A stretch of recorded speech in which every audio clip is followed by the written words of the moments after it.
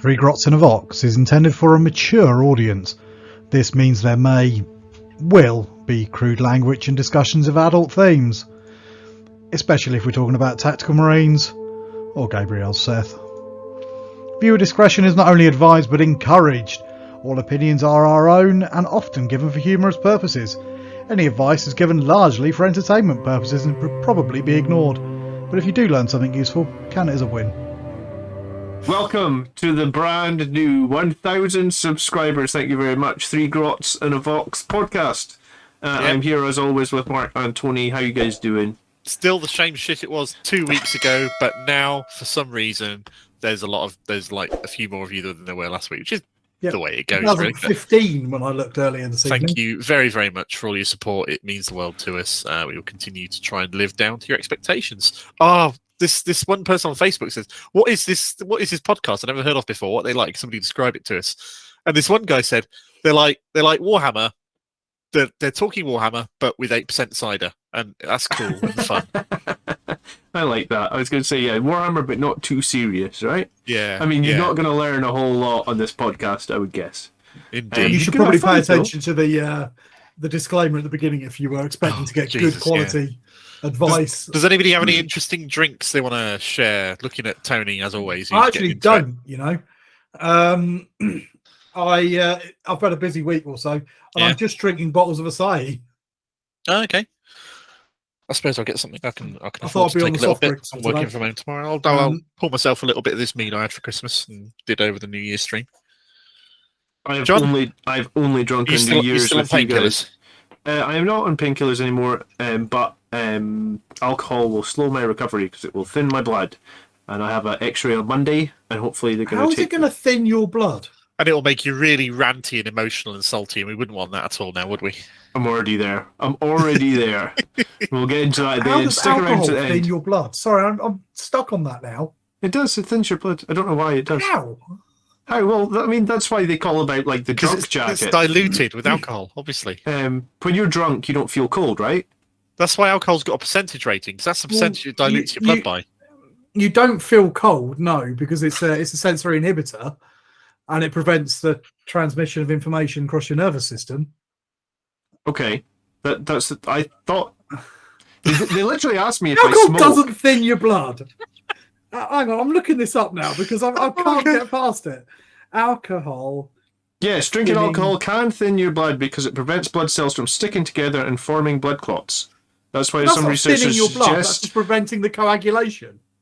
Drinking can lower your chance of strokes. So there you go. Medical advice from Google. All right, medical advice from Google. There we go. Does alcohol thin your blood? It's right there. Yep, that's it. Excellent. If you have medical opinions and actual knowledge on whether or not alcohol thins your blood, please chime in the comments and let us know who is talking out of their arse here. But yeah, I'll be looking forward to drinking again as soon as I know that my arm... But I mean, can remove my arm, so that's a good start. I've got like most of... You can still move it and play with the kids without getting horribly painful and fucked and stuff? Or is it still... Not quite. I can use a mouse and I can use a keyboard a little bit again, and I guess I can write again, so I can do... Feels good after 6 weeks of being in a sling, yes. You looking forward to getting back on the skateboard? Yes. But I'm not going to skateboard in the ice or the snow or the wind or the rain anymore. It is a summertime hobby, I think, for me now.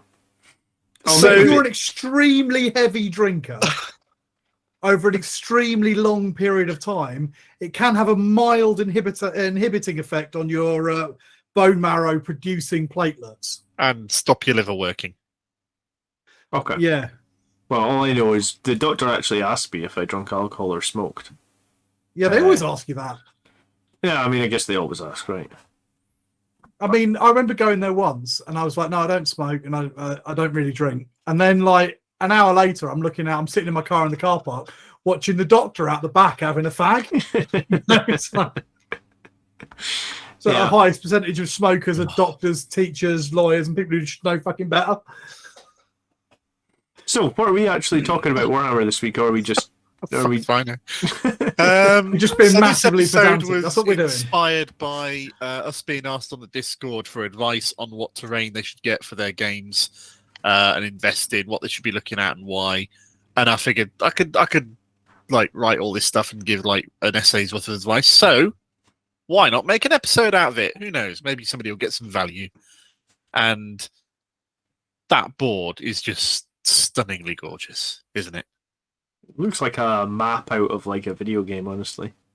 It looks like Winter Assault, doesn't it? Yeah, I mean, you wouldn't want to like play a competitive game on it because it's got fuck all cover in the middle whatsoever, but it looks stunning. And it'd be one of those ones that's an absolute fucking nightmare to put models on because of all the slopes and they just keep falling over or sliding down it. Or yeah, oh god, yeah, they'd never stay put, would they? No. Unless they were really, really light, in which case they'd be knocked about with the slightest jot on the table, or they were weighted or something. I don't know. Who knows? This doesn't seem like a very practical table, although it does look gorgeous. Indeed. So yeah, terrain. Terrain is absolutely essentially critical to a good game of 40k, and not just in the sense of having some.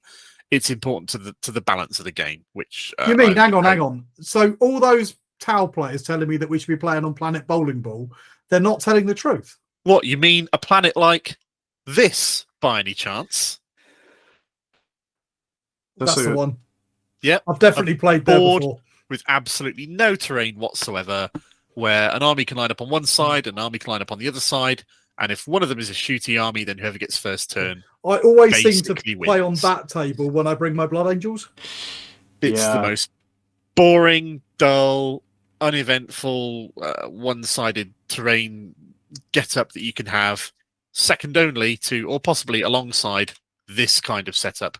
Because if your entire board is as full as this... No, I like this setup. This is one I can definitely get behind. Then melee-focused armies with fly, like, for example, Blood Angels, can utterly dominate shooting armies, because shooting armies won't get to do anything to you, and you can just get on them and charge them, and it'll be just as one-sided in a different direction. So those alleyways look just the right size for a dreadnought. To like completely block it. When I was a kid, that first map that you had there, we played that map. That was the map, like we had the map. But what we did, and this is revolutionary, it was carpet on the floor, wasn't it? No, we had a table. We had a table that we painted green. Yeah, but right in the middle, like carpet. We piles had, of books, cans of Coke, that sort of thing. A Lego castle right in the middle. Oh wow! That basically would take up like a tenth of that entire thing, and that was it. There was just one Lego castle in the middle, or a sort of Playmobil Lego toy castle sort of thing with the like little working catapults that would fire little plastic blocks halfway across the table. Yeah, I remember those. That was it. The good times were had by all. I think. Absolutely. So yeah, you've got to have a good set of terrain. It's critical to the enjoyment of both you and your opponent, and having a decent close fought game, and that's basically a solid reason, really, is for the fun of the game more than anything else. 40k terrain rules, they're there in brief. The way 40k does them in general is there are 4 categories or broad sort of like areas that each terrain piece must fit in, and then you assign whichever traits you want to the terrain piece that you're doing that affect how you interact with that terrain piece. So obscuring means you can't see through it no matter whether there's any little holes in it or nothing. Different types of cover means you suffer penalties to your hit rolls or bonuses to your save rolls. Unstable position means that you can't stand there. It's too unstable. Don't put your models up there. It's against the rules. And inspiring means it's got a statue of the Emperor who makes you go, rah! Does wobbly model syndrome still have a place in the rules or not? No, I don't believe it does. I think did they take that out? Yes. It still sort of exists in a sort of like a gentleman's agreement kind of a fashion, but it's no longer part of the rules, really. Because it used to be part of the rules, wasn't it? It was an official thing. If you put a guy up there and he's a bit unstable, you can take him off. Say, look, everybody's there. We'll put him back if we want to do line of sight, but I'm not leaving him up there in case he falls off. Yeah, not anymore. And to be honest, the instances where it would crop up are like really thin on the ground these days, because most people, or most events at least, just play ruins and like flat surfaces all over the place, so it's much a less bit more likely to boring, come though, up. I isn't it? guess it is. Because if you were playing on that other table that you showed us at the beginning, that'd be all. If you had anybody on a flight stand, they've got fuck all chance of going on half that map. Christ, yeah. Oh, your Thunderhawk, yeah. Not a chope, not a hope in hell, unless it was mounted on a tripod rather than a big round base. Oh, yeah. He's on feet. It's on feet. That one's all right. Okay, fair enough. But like, if you had a Stormhawk or something like that, Storm Raven, you wouldn't be able to put it down anywhere. I really like these rules. They're really customizable. You can put together any piece of terrain you want with any set of sort of the way it interacts with the game that you want to do. GW has put together a basic set of rules that apply to you most commonly seen types of terrain. For example, ruins is area terrain, as in if you're on the area, you get the benefit of it. And those traits apply to it when you're in there, or you get the benefit of that cover. And they do that for hills, they do it for building, they do it for a whole bunch of other stuff, really. It's quite more simple than previous editions when it's, can he see you through that window? But that window lines up with that window, which lines up with that window, which lines up with his banner. Yep, and I can see a tiny bit of his foot with my left shoulder pauldron, therefore I can draw a perfect line of sight and shoot you from across the table. That seems to have gone now, which I like. You either can, or it's got obscuring and you can't. We don't see too many hills anymore, I guess. They don't really have an effect, do they? No, they're just like it's like a big block of, if it blocks line of sight, great. If it doesn't, it doesn't. No, I have a memory of playing a lot of games when I was younger in hills, but hills games sort of used to sell them, didn't they? Yeah, I think they've gone now for. I think the new rules are better, but it does remove some of that sort of verticality or variance in the battlefields a little bit. I'm sure I had a green flocked polystyrene nesting hills from Games Workshop that I used to rank my spearmen up on. Yeah, I think there's still much more of a fantasy or AOS thing, but they definitely still can be used in 40k. But you're right, it's been years since I've seen one. They don't have any special rules though. It used to have things like you could shoot over the unit in front of you and things like that, but of course that's not a thing anymore. No, it's just, I think it's just got like exposed position, which is one of the traits, and not all else, which is fine. What does exposed position do, unless you're going to tell us? I could look it up if you really care. Exposed position means you're on an obstacle, or you're within the obstacle, but you're not gaining the cover save. You don't get the benefits of cover because you're standing in the open on top of an exposed position. Yeah. So does that have any negatives other than you can be shot? So let's say you're on a hill and you've got exposed position. It just means that if that hill had been given cover, like let's say it was light, let's say the hill had like trees on it and the trees were like light cover, then if you were exposed on the top of it, you wouldn't gain the light cover even though they had to draw the line through the light cover. So exposed position says models never receive the benefits of cover while they're on top of it, but they can gain the benefits of cover while they are behind it because it blocks a bit of the line of sight.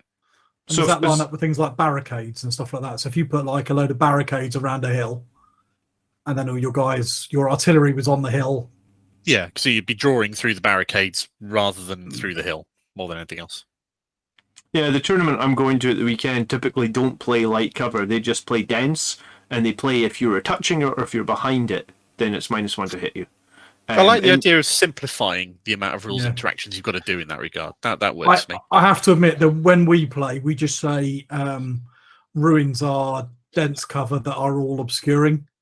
Yeah, and that's it. That's it. No, we don't worry about with light and dense and heavy and all this sort of shit. You're either in it and you're obscured, or so behind it and you're obscured. If you're in it, you're just in dense cover, which is fair enough. Do you ever play with forests then, no? If I'm honest, we don't very often, and it's because most model forests look shit. Okay. Because they're either full of trees and you can't put any models in it, or they've got like 1 or 2 trees either side and it just looks like 1 or 2 trees. Yeah, or they're slightly the wrong scale because they were really designed for 15mm or model train sets or something like that. Because I've seen some people make some beautiful ones, but I was going to say again, they're used in fantasy. Yeah, some of the tournaments in 40k will use basically the size of the 3-inch objective markers, but they're steam vents. And steam vents will be dense because obviously it's a vent of steam. You can't see through it, but they're good because it's just a grate on the ground, so you can put models on it. There were no these problem. like Xenos trees they did a while ago that were like sort of spiky and Tyranidy and oh, I remember. Yeah, I've got the plastic jungle trees somewhere from 3rd edition. Yeah. Maybe I ought to crack them out more often, just for variety's sake. But admit it, I don't. We don't. We just have ruins on the table, and it does make for quite a boring and homogenous table a lot of the time because it's just ruins. They're made out of MDF. That it's quite balanced because you can balance the placements. Yeah. That's one thing I do like. I like balanced tables, though. Like, as someone who's quite competitive, I hate seeing a table where like one side is dense and one side is not. It's just like, well, that's something we'll come to a little bit later on in this. So we'll just move on to the next thing and see where we go. Let's stop derailing Mark's presentation. No, it's cool. Derailing is cool if it's stuff I haven't already sort of like planned in for a little bit later. How much terrain am I going to need for like your average game? And the answer is that is the official text of what is in the 40k rulebook or the core rules for 40k as it stands right now. And what that means is you want 12 to 15 pieces for your average 2,000 points battle at the size that they say it should be, which is 60 inches by 44 inches, I think it is. Yeah. I was trying to break that down by 12. It doesn't divide by 12, though. Not evenly, no. That's why I put it up at the top there to like between 12 to 15, give or take, depending on how much you want to round up or round down by. Yeah, I mean, sometimes you go to tournaments and there's 8 pieces, and if you're a melee army, 8 pieces can feel horrific. I'd play Tau on a terrain on a battlefield that had about 8 pieces at my last event. It's honestly really light. It makes so much difference. You'll get shot to bits really easily. There's just not enough place to hide your army behind. 18.3 pieces of terrain. Oh, all right. Okay, my math's wrong. Fair enough. I might have done it wrong, but I think you've done it wrong. Have you done 60 by 60? No, I've done 60 by 44. 60 times 44. Right. Yeah. Is 2,640. Yeah. Yeah. Divided by 144. 12 by 12 is 144. Oh, okay. I thought I got it right. Either way. I think 12 to 15 is 18.3. Well, I mean, I guess most tournaments I've seen suggest or in their layouts do like 8, 9, 10 pieces. And I feel that's a little bit low based on this, but ultimately these are just GW's recommendations. I do wonder if part of that is the logistics of running a big tournament, having all those tables and having enough pieces of terrain for them. It also doesn't say how big they have to be. That is not 12 to 15 pieces of huge ruins. That can be like one of them can be just like a crate or something. That could be 12 trees. Yeah, it shouldn't be, but it could. If it's 12 trees, I'm going home with Barbie before I even unpack it. Brilliant. I think when you terrain. Oh, sorry, when you say you want on that example, you want 8 reasonably large pieces, and then you can get away with 4 smaller pieces, in my opinion. So a little bit later on, one of the things we're going to go through is a couple of terrain sets that are used by 2 different tournaments in the world. Just as an example of the sort of things that they break down and offer and use. You can use them as an example or not, as you wish. And it follows basically that. But on that, what sort of terrain do you need to break down into there? And you don't want all of it to be just one sort, really, because that'll just get boring. Like Tony was saying, if it's all ruins, then it can be simple to work your way around. But it's very balanced. Yeah. It can be very balanced. For me, those are the 4 sort of broad different types of terrain that you're going to have in the game. I don't think open areas counts as a piece of terrain. It sort of does, because you've got to cater to shooting armies in some way. You can't just stack the battlefield. Yeah, but if you're going to say, right, of my 15 pieces of terrain that I need, I'm going to use 4 of them as open areas. So that means I don't have to put a piece of terrain there. An open area could just be a crater when you get right down to it, or something like that. Or a steam vent. If you really wanted it to. Say. Steam vent. Yeah, steam vents. Tennis court. Yeah, tennis court. Absolutely. I mean, have they still got tennis in the 41st millennium? Yeah, they probably call it something else, like grim tennis. Tim Henman still won't have won anything. Blood tennis. Oh god, 40k tennis, like fantasy Blood Bowl. We play it with a skull. Oh yeah, absolutely. And we hit the skull with other skulls. Hey, it didn't take too long for a joke. I'm sure they used to have rules for Blood Bowl in 40k in 41st Millennium. I'm sure that I've seen some sci-fi stuff. It wouldn't shock me. Officially, no. I don't think they've ever printed that stuff. But I'm sure that somebody's come up with that sort of rules. Yeah, it's so long ago that it's like hard to tell what was I mean, official and mad, because you've got all the different elves. You've got Rick elves. Priestley got drunk and wrote this rules. You've got all the different dwarves. You've got Votan now. You've got all different orcs. You've got space. Yeah, it's fine. You can do Necrons. Yeah, whatever. That'll be fine. But anyway, moving on to vague subjects. So yeah, the sample terrain setups and layouts they've used in the official Games Workshop tournaments for the last few years. This was on Warhammer Community. And that's the sort of setups that they have said that they're using. So you can see in advance the fact they're going to be... Is that a 60-inch board, is it? 60 by 44. So the 4 blue pieces are fucking giant. Each of those pieces must be like 12 by 12 inches. Yep. They're way huge. And yeah. So they've got 10 pieces, and 4 of the pieces are just giant, which kind of offsets the fact that I would say you would need 8 large pieces. If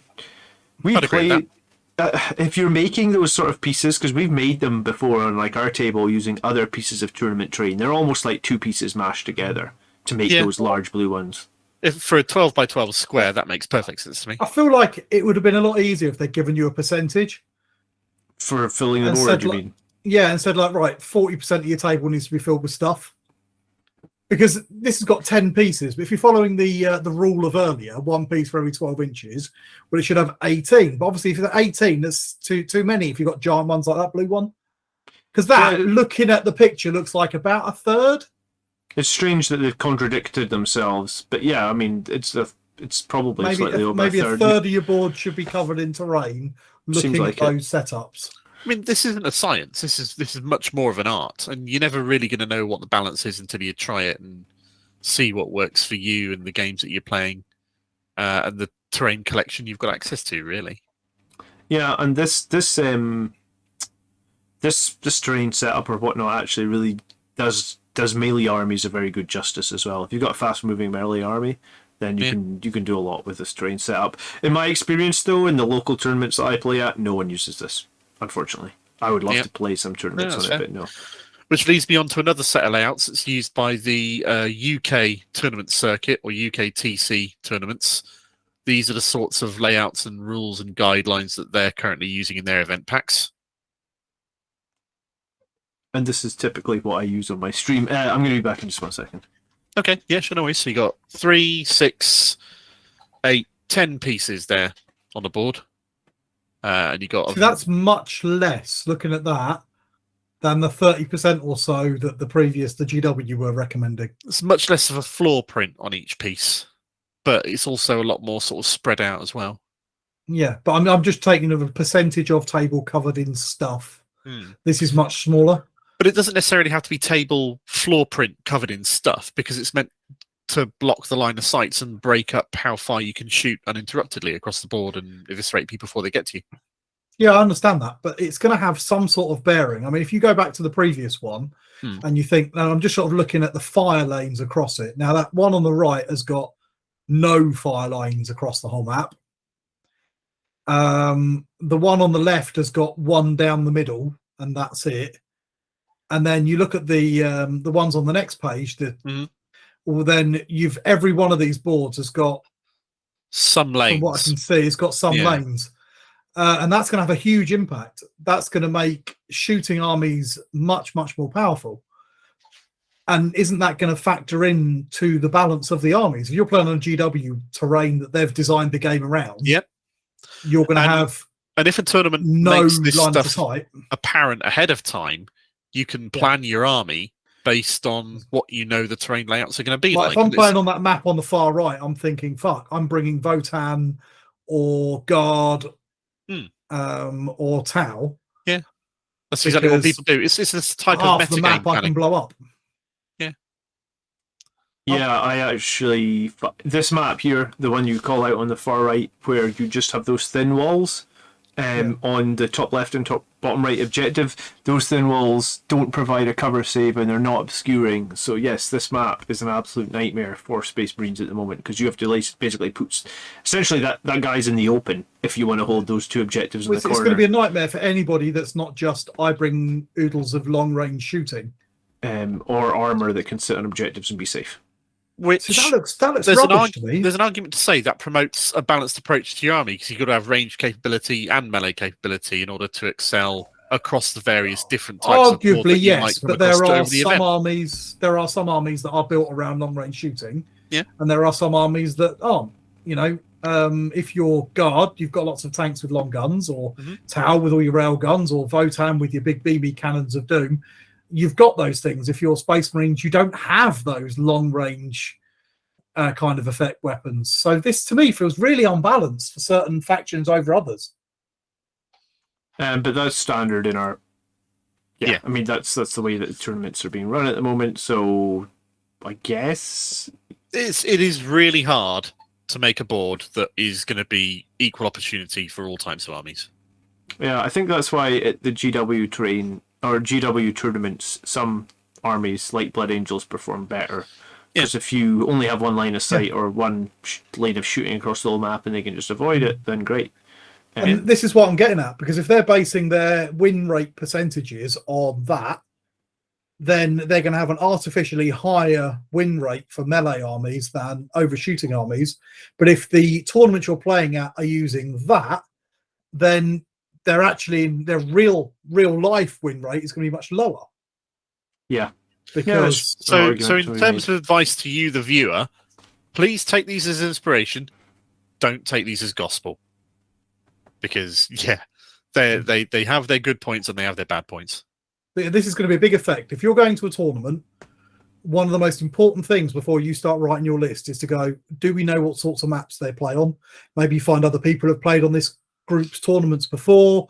Maybe look if they've put the maps in the thing and think, right, well, I'm going to have lots of stuff that can basically sit in the open and get railgunned each turn. Do we know what kind of terrain they have access to? Am I going to need to bring a list that can do that? Reserves more often than not and still be effective, all that kind of thing. If you're playing on GW terrain, then you can probably get away with bringing your 3 units of Sanguinary Guard or whatever you want to do.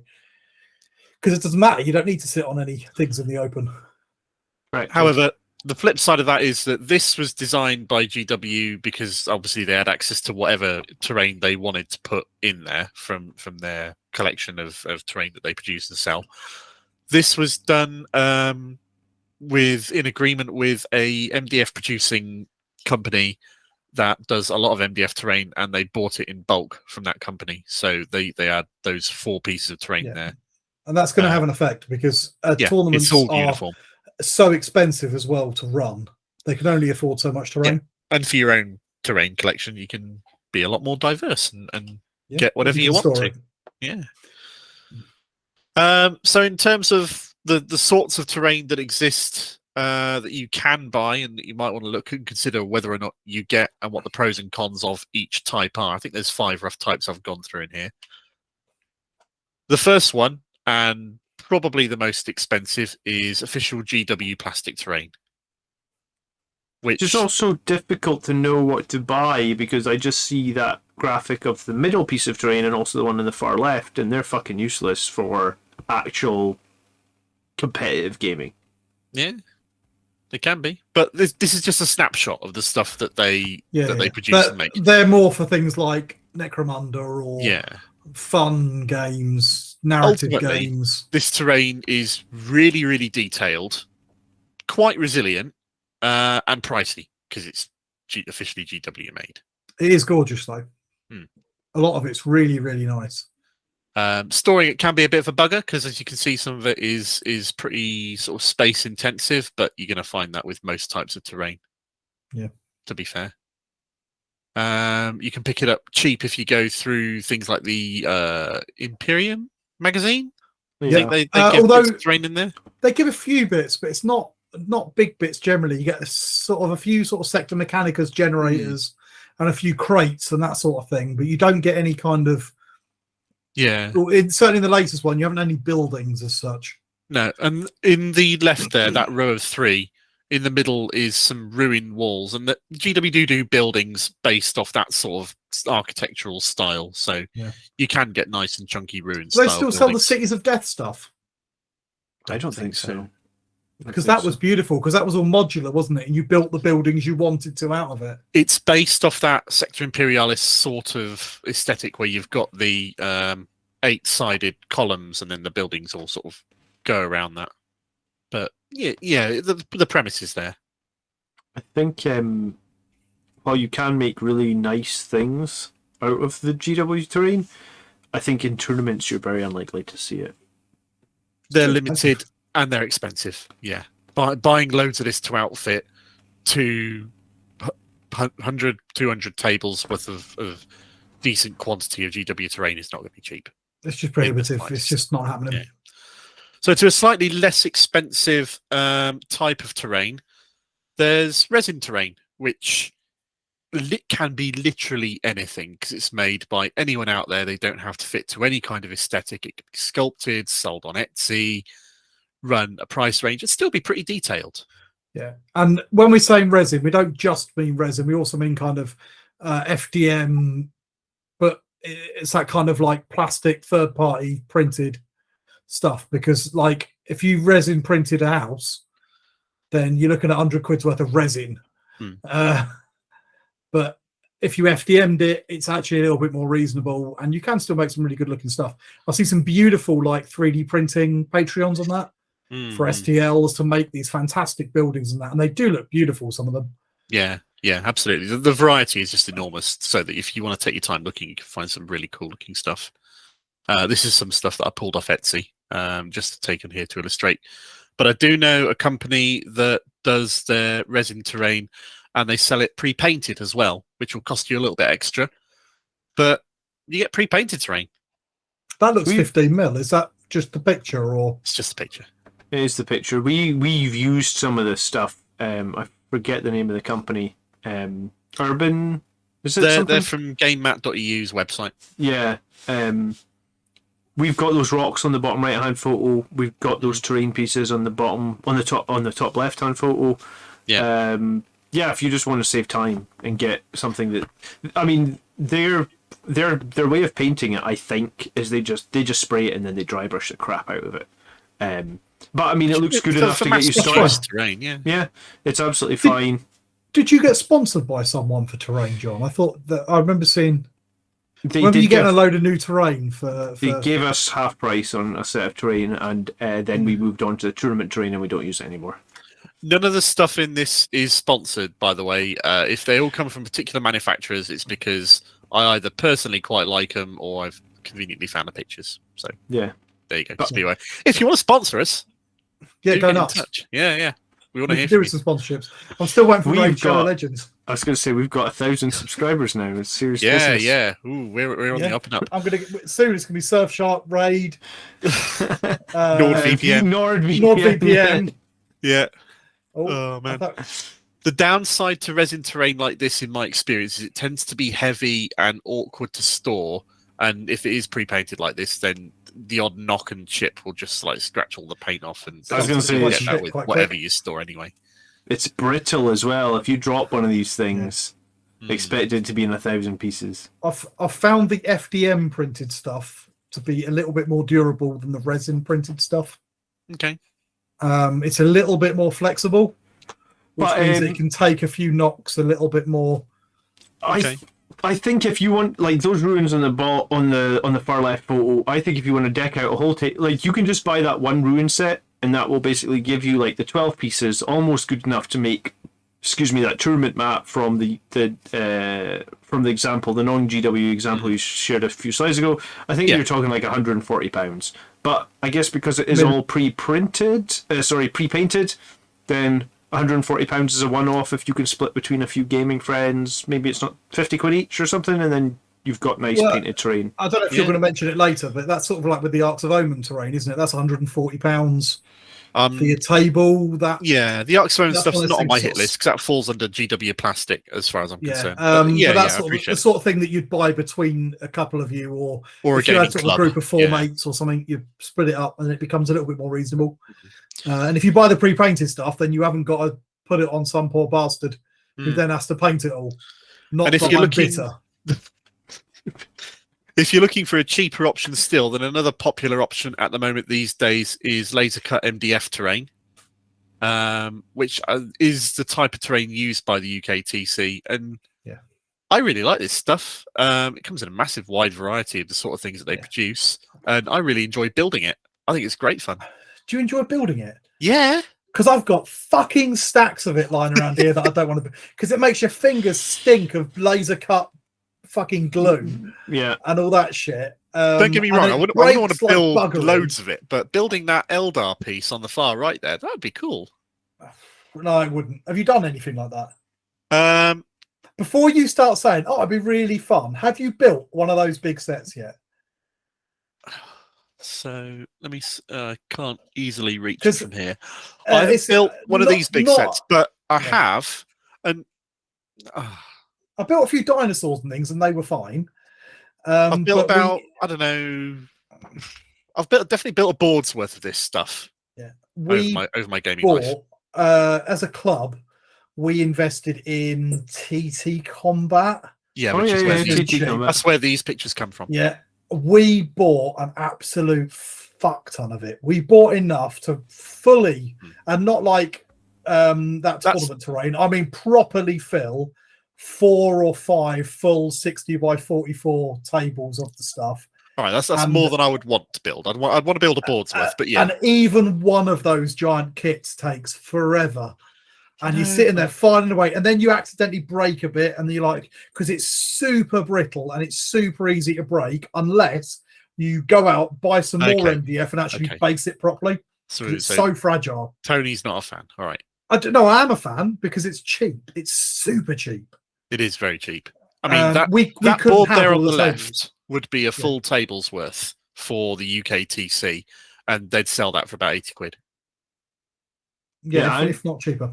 Yeah, Andrew found someone that was doing it for like 60 and they built it for him, and that was a swing vote for him because he was like, they're going to build it for me. I'm going to buy like 5 sets. So I was like, really? They're building it? After all of the sets that I built, I would happily pay a bit extra for somebody else to do it. And the number of sets that I've broken, snapped a bit trying to get it out of the frame because actually it's a really fiddly thin bit, dropped it or broke it in storage. And some of the potential you can get with MDF can, if you want to take it to its nth degrees as well.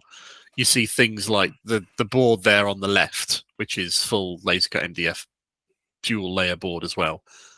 That kit on the right, where this guy's put it together with integrated LEDs underneath and a battery pack so that it could just look that bit more awesome on the board. It's quite tricky to work with and make it look good. If you're not careful, it looks totally flat.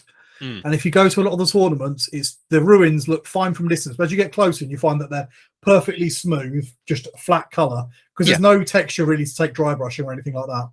But if you want quantity of terrain and you don't want to spend the world for it, sure. Yeah, you go. I'd say this is most common, isn't it? At the moment, yeah, I'd agree with that. Largely because of that. Pretty much everywhere. I've been testing. You know, you get them texture paints in a can. Yeah. No, in a can. That you buy. Yeah, you get an aerosol can of like texture paint. They sell it in B&Q, and it's for people who are like doing up furniture for upcycling and things. Spraying that on the ruined walls. You get like a stone effect. I can see that. And it's a bit claggy, and I need to do a little bit more experimenting. But if you've just got a nice plain building, like those ruins, you can like just the stuff spray in there that on the left. Yeah. Yeah, spray that from a bit of a distance, cover up the windows or it'll look weird. Spray it from a distance and it will just put a little bit of texture and it won't look quite so shit. Nice, fair enough. But then you've got to seal it as well. So there's some companies that will sell sealant, but really it's just PVA glue and water. Fair enough. Comparable to cost, but not really having taken off for a variety of reasons because it's got quite a few cons. Is this 5th type here, which is PopUp card terrain, where you have a board that you open up and the terrain is folded up inside it, and you open it and the terrain just like is there. There's a couple of Kickstarters, wasn't there? Yeah. So the one on the right is a Kickstarter from Upzone, and the one on the left is a Kickstarter from Tabletop Titans, which I bought a set of that, and I've got it, and I really like it. And I really like it because I got a full table for about £100. Shipping was a bit extra, but shipping's always a bit extra. It packs away really small. It's really quick and easy to set up. It's really quick and easy to take down. Yeah, you've got less flexibility in where bits go, but you can place the tiles in wherever you want, so I don't really care about that. The flexibility's there if I want it. There's a couple of questions. If you've got some, you can probably answer them, but I've always wondered with this, because it looks cool. Number one, does the card sag? No. Because there's a few like flat bits on ruins and that, and I could just see them where the fold line is sagging in a bit. The ones I've got are designed well enough that there's enough like layers of card and support that they've built in around it that it hasn't sagged at all for me. And can you go in the buildings? Yeah. So you can get in and around, and they're not just a blob. There's a box that's popped up, basically. None of the ones on the left-hand side are boxes, except the thing that looks like a box with a red glowy thing in it. That is literally designed to be a blocky line of sight blocker. In the rear corners, they've got what looks like a fallen over wall with a little tower turret jutting off it. You could put a model inside there, but it'd be really pissing awkward to do so because the holes are quite tiny, and you're not really meant to with the purposes. But the bits in the middle are 3 walled buildings with struts and levels on them that you could stand models on. So it depends how they're designed. Because I've seen a few that are just they're cards still, but they slot together with like plastic rims and things, and you build it out of that basically. And I didn't know if that would be better or worse. I can't speak too much to the other ones, but the ones on the left are literally, you got your thing, you open it up, that's it. It's ready to play. That's cool, isn't it? Nice. And I'm really happy with them because it takes up no space of storage whatsoever in my house, and it's really quick and convenient. That's another downside to that MDF, is it takes up an incredible amount of room. Yeah. And it's super fragile, so you can't stack it or anything, or you end up with broken bits. Not without lots of care. Yeah, exactly. So yeah, there's 5 different types of terrain that you can look at, all the way through from PW's own plastic with the really expensive end through to resin, pre-painted if you wanted it, MDF stuff if you want to pay a little bit less, through to PopUp, which is a gimmick but is obviously potentially less resilient in the long term because ultimately it's just folded card. So why do you think it's not taken off? Because you said it's not really... I remember seeing the Kickstarters, but I've not actually, apart from you, I haven't met anybody who's actually bought any. I think people need to try it and experience it to be able to trust it and see how it's going to work. And I think people don't like, for example, that stuff on the far left there, you've got solid straight line of fire lanes across the middle and straight fire lanes down there. Yeah. And it's really difficult to sort of like break that up. It does look a great place for Tau. However, one thing that they've done in the expansion, which I'm going to get a little bit later, is they're doing little half tiles, so you can slide along one row of them and put a half tile each end to break up those firing lines, which I thought was a clever way of working. So is that whole square, looking at that's so you literally have these big like roof tile 12-inch square blocks. Each square on the left at least is 15-inch by 15-inch. So you've got 60 by 45 rather than 60 by 44 worth of board. So it's really easy to put together. A full set of them is a 2,000 point board, and a half set is a 1,000 point board. Yeah, I think the only reason you put more buildings or crates or scattery stuff in the gaps if you want to. Yeah, I like the look of it when I saw it on Kickstarter. The only reason I didn't get it was I had already just recently bought, MDF, and we also had that other pre-painted stuff. But I'll bring it up with me when I come visit if you like. Yeah, I'd be interested to see along with the list of things I'm bringing up. I was going to say your car's going to be full. Tony's car. No, that's fair. My car's mine. It's bigger. Much bigger. So yeah, when you get right down to it, why do you want terrain for your board? And you want terrain for your board, and you want good terrain for your board because a good board looks fucking awesome. Yeah. And there's no getting around that. Even though I can see that board is not a practical place to play a game, I would, if I'm honest, I'd rather play on that than I would on any of those tournament layouts we saw earlier. That's Warhammer World, though, right? Oh yeah, this is a Warhammer World feature board. Absolutely. Yeah. How do you have to book this table out or something? Yeah, you phone them up. It doesn't cost anything. Yeah. Oh, really? Yeah. Oh, wow. You're just like, I'd like to book a board. Get there before somebody else books it. I was going to say, you can pick these really fancy boards to play on, can you? Yeah, absolutely. There's and some why of don't them... they let you film in here at Warhammer World? Because wouldn't that be awesome? I've got a theory.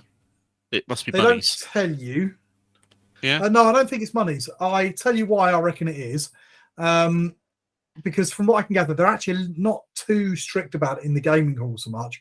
But what they don't want is people wandering around all the exhibitions and that when people are just trying to have a nice day and enjoy it with fucking great big video cameras and doing skits and talking and stuff. Or I'm coming here for my YouTube channel and I'm going to make a right bloody racket and get in the way of everybody just trying to enjoy their day out. So they've just sort of said, no, fuck it, you can't film in here. And that stops all the people with the pro kit getting in the way of people with their kids just trying to have a nice day.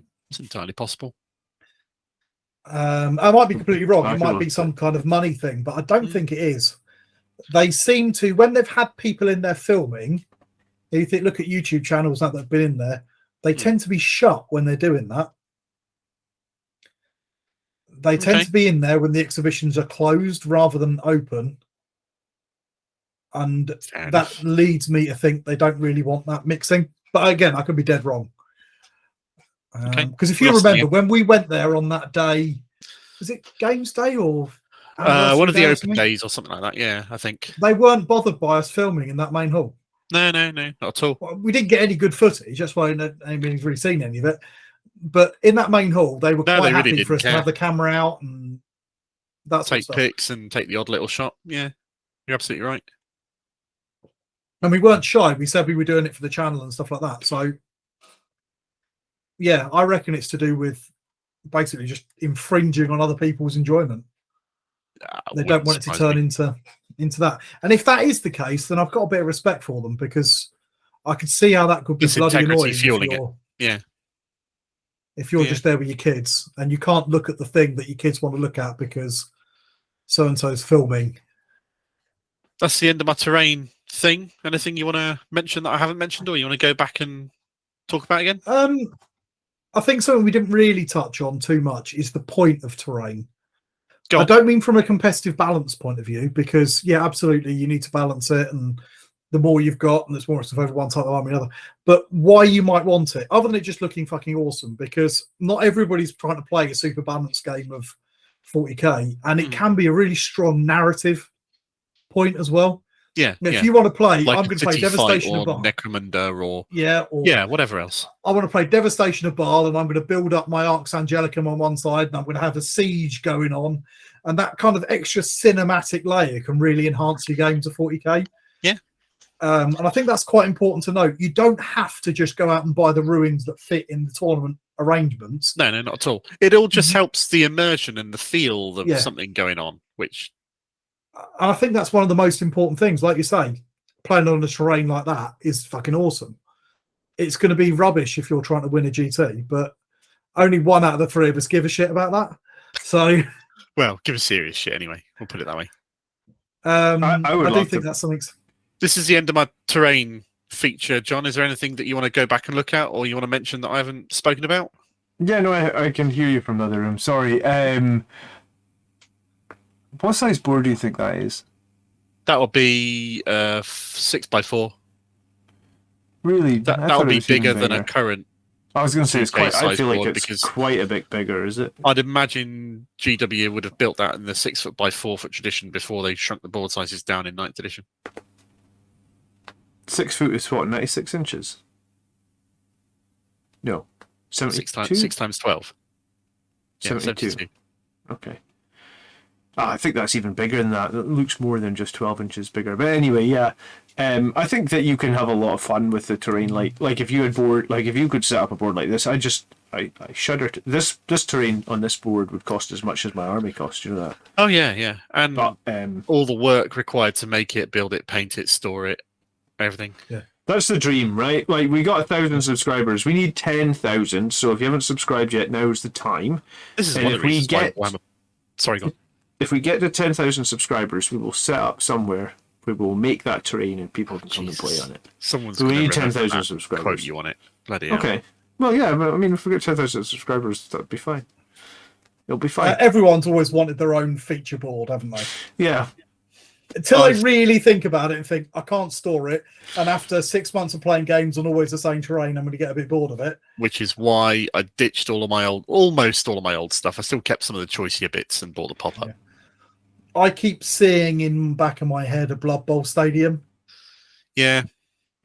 Did you see them when we went round? They had the stadium, or at least a half a stadium, in the Forge World store. And it just looks so really cool. Cool ones. And just building up a little bit of a stadium, and that would look so cool when you're playing a game, wouldn't it? Having proper because there's loads of kind of third-party 3D printed Colosseums and stands and things, and yeah. Just go nuts, have an audience. So yeah, that's terrain. Any thoughts or comments? Stick them in the comments section of the video. Let us know your thoughts. If we've inspired you, I'd love to hear it. But that's the end of my terrain presentation. More the better. It's unbalanced, but the more the better because it looks better. I'm inclined to agree. Important thing. The more terrain aboard is generally where I would go for. And who gives a shit about Tau anyway? I just want to get film and some battle reports on that featured board. That would be very cool. I think that's maybe why I'm excited about boarding actions. Yeah. How many sets of the boarding action terrain you buying? I'm trying to convince Mike to paint a set for me first. So once I find out how much he's going to charge me, unless Tony, you want to paint a set of boarding action? Hey, give me a price. We can talk about it afterwards because I'm already painting a set of boarding action. All right, to get it looking good, you don't need to do much to it. Needs to be. I wasn't doing much. Couple of spray cans, bit of a dry brush, a little bit of OSL on the light fittings. There's all some rust effect paint here and there. To paint like those plastic GW terrain ruins, for example, what I do is I spray them back, do a zenithal spray with Mechanicum standard grey, and pick out some details.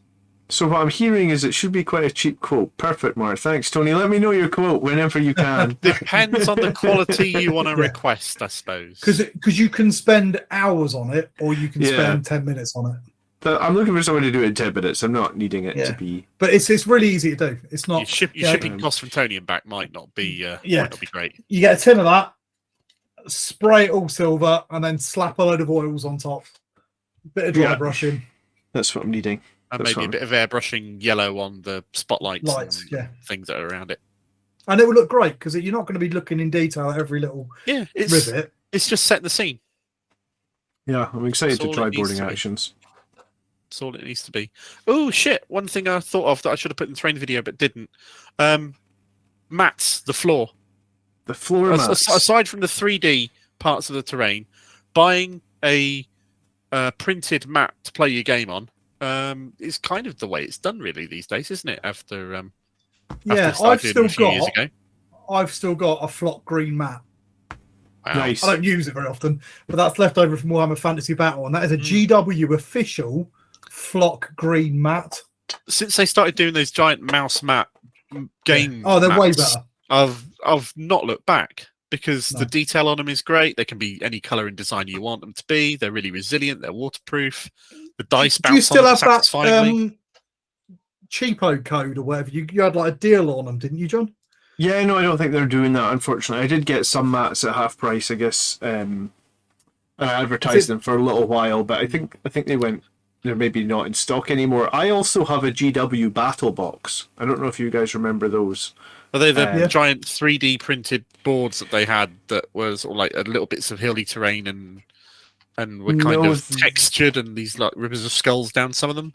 No, they were like a bit like that PopUp Terrain, and it was cardboard that folded out, and it came in a box. There was like a moon one and like an elven one, and you you fold it out, and it wasn't quite 6x4 because I think it was the old size, but they're okay, and they come with some of the terrain.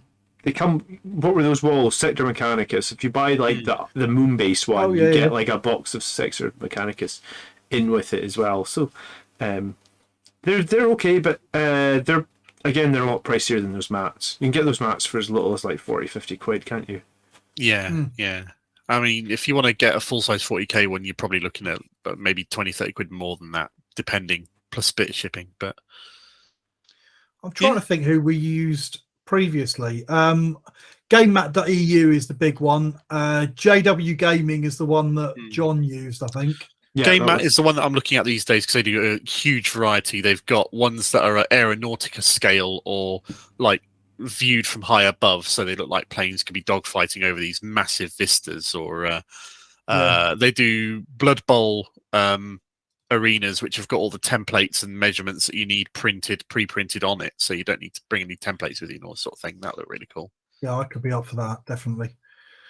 I think the place that I got mine from's gone. I can't find it now. Frontline Gaming was a place that started it off, and they called them the Fat Map a few years ago when it all started off. I like that. That's quite a good name, isn't it? Yeah. I do think these are something that's worth spending the money on, though, to be honest. They do make it and a lot nicer to they'll last you for a very long time, and they're so much better than a plain green.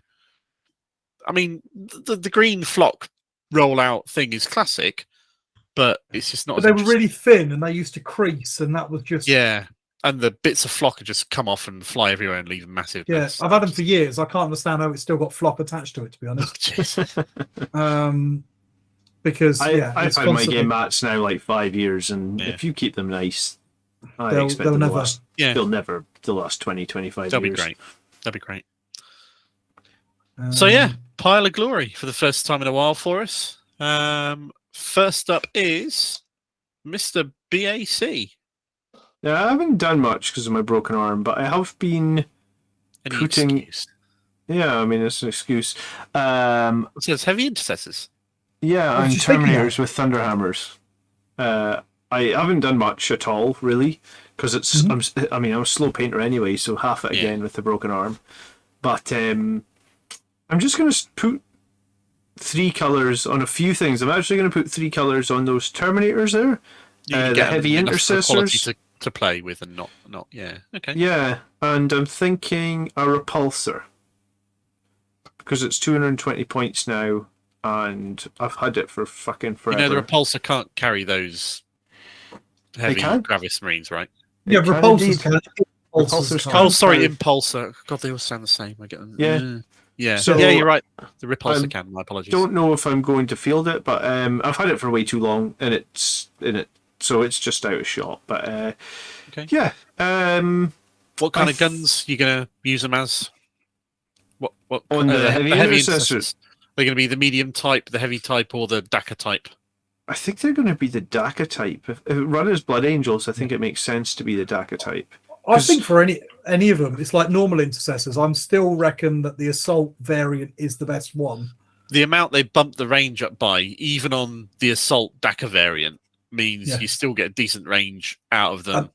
And being able to advance them onto an objective turn 1 is absolutely worth the slight loss in AP. The Daka's kind of a no-brainer for me.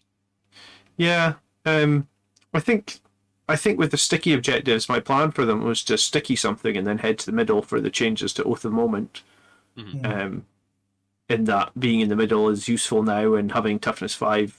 I mean, they're kind of I know aggressors are technically cheaper because you can do a squad of 3 for 90, but like a squad of 5 for 115 with the heavy intercessors. And the troops and OBSEC and all the benefits you get for them. Yeah. It's 15 wounds on toughness 5. I don't feel sad that I bought that Imperial Fists Battle Force at Christmas. I feel sad that I didn't now. But do you know what? There you go. I got these guys in the Kill Team box. Cool. And they also came with Gravis. Years ago when that was the first point these were released. Yes, they were released exclusively in the Kill Team box, and they came with a Gravis Captain. I don't know if you remember that Gravis Captain. Yeah. But I was thinking he might be interesting in boarding actions as well, because often we say like you couldn't run a Death Company Gravis Captain because it wouldn't make any sense because he'd be too slow. Well, he won't be too slow in boarding actions. So how about... So basically, he's my captain on a bite. He's my Gravis. Yeah. He's my captain with toughness 5 and more wounds in boarding actions. So I've noticed that the boarding actions marine box they're doing comes with a Gravis captain as well. I'm going to sound... This is going to blow some people's minds. Yeah. I think that in boarding action, Flesh Terrors are better than Blood Angels. Just because of Seth or what? No, because our bonus to movement and stuff is fantastic. That's really what we've got. We've got better movement. We've got great relics. We don't have to pay extra for them and this sort of thing. But in boarding action, you don't get any relics. You don't get any warlord traits, so that's out the window. The extra inch of movement compared to the extra damage in melee, I think that the extra AP might be better than the extra pip of movement for boarding actions. And Seth is an absolute fucking monster in melee, even if he is a twat and a crap model. So yeah, I'm thinking that actually foot, if you're running around on foot, heavy intercessors, I like the idea of building a Terminator Death Company captain with twin lightning claws. I mean, that would be cool as well. You can teleport him in. Oh, I didn't know. Teleport strike. Yeah, I haven't seen the boarding action rules yet. You can't use your deep strike from jump packs and things like that, but you can teleport strike. So you could teleport strike a Death Company Terminator captain with twin lightning claws right into the middle of your... Still 9 inches away, but... Well, as we film this, we're 2 days out from the release of the boarding action rules book. By the time you watch this, it would have been out for 3 or 4 days. So... And when you watch this, we should probably be sitting here filming our video on... boarding actions, yeah. Talking about them, which you two are going to do because I'm not buying the new book. I want to, but I kind of can't quite justify it yet. Although I mainly want to do it for the lore stuff. I want to see where that goes. It's okay. I haven't ordered the new book yet. I have. No? I thought you were all up on the boarding actions and you were well hyped for it and so enthusiastic. I wanted to, but I really want a Stream Deck, which is like the same price, and the Stream Deck I've been pushing off and off and off and off. So, probably going to buy the Stream Deck. Not a Steam Deck, the Stream Deck, the different things. Okay. All right. Because at the moment, I do a lot of video editing, this will make it easier. You get a Stream Deck for 30 quid? No, but I'll need the train as well, so it's like 130 quid. Right, okay, all right. Okay. I didn't think there was much point buying the book without the train. Last thing I want to say is Heavy Intercessor on the bottom right has been given a bit of a Sanguinary Guard backpack to give him some Blood Angels feel. Oh, I see, yeah. He's also been given a Crux. What's it? Yeah, I did notice that. Crux Terminatus. Yeah, for his left shoulder pad. Someone was very upset about that. They were like, why has he got a Crux Terminatus? Because he's a veteran. Deal with it. Because he's a sergeant and he's cool, and I secretly deep down want him to have an invulnerable save. Can you have a sergeant with a heavy weapon? No, I don't think so. With Terminator honours? Well, technically a Crux isn't... Oh, God. I suppose it is Terminator honours, but it's also really... Honours, yeah. It's you can be in power armour, but still have Terminator It's a badge of being a veteran. Is it a badge of being a veteran, or is it a badge of having worn a Terminator honours? It's the right to wear Terminator armour. I thought the Crux Terminatus was a piece of inside the Emperor's there is a piece. But then it's such a tiny fragment. Really, the invuln save comes from the Terminator armor. It's not like a mechanical thing. It's a spiritual don't make your Stern Guard and Vanguard veterans with them. You can, yeah. Because technically they can wear Terminator armor. Sometimes I do, yeah. And the big they're allowed it. They are allowed it, yeah. The question, every veteran unit I make will have one of them. That makes sense for veterans. I mean, I just put it on here because it was a spare Terminator shoulder pad and I thought it was cool. I'm actually going to get another set of the Blood Angels Terminators because I think Terminators are going to be good in the current meta. Going to be the thing, yeah. They are. So really I want more Terminators with Thunderhammers and Stormstorms. I'll be dusting off my Space Hulk Terminators and give them a lick of love. My one question... on you go. Last question while we're talking about Terminator honours. Blade Guard veterans... When in the lore, in the book, in the Blood Angels Codex, it says Blade Guard veterans are part of the first company. As far as my understanding is, the first company is Terminators. No, the first company is veterans. Whether that's Stern Guard or Vanguard or Terminators, they're all veterans. It depends on how far back you go, is what it's the question.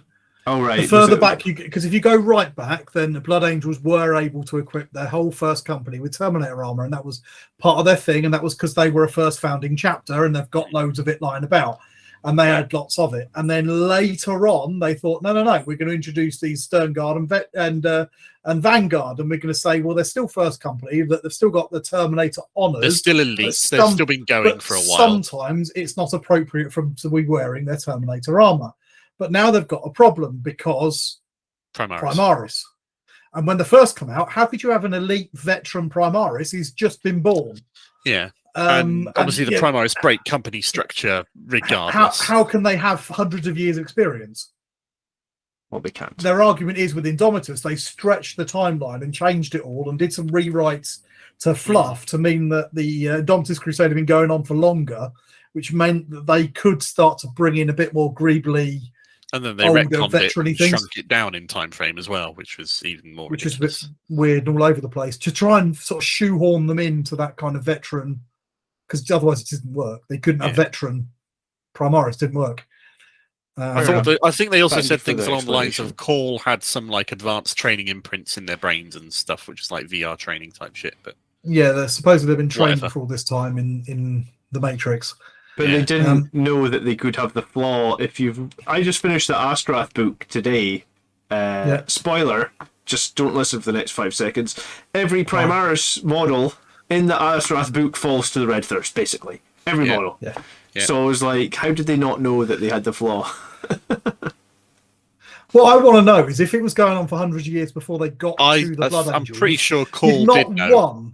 Did not one of those Blood Angels that were with Gilliman but hadn't made it to the Blood Angels fall until they got to Baal? So for that massive campaign, all of those battles and not one of them fell. Seems unlikely, right? They probably just got a bit peckish. Out of sight, out of mind. That's just Jeff. He drinks blood. Anyway, no. What I was saying before was the Blood Angels Terminators, and I'm going to say something sacrilegious now.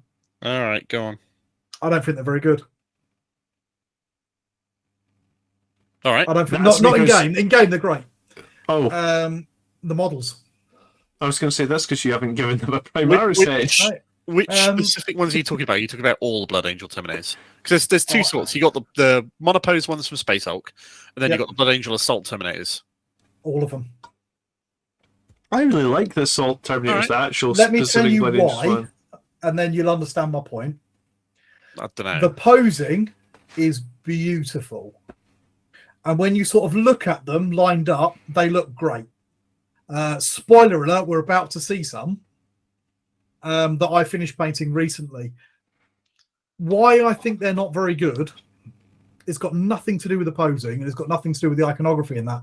There's two reasons I don't. One, they're a little bit busy, but I get that that's a taste thing. Yeah, they're absolutely heavy on the but the other thing is all that molded on detail really dates them, because they've got things like the chains that they're wearing. The links don't have gaps behind them.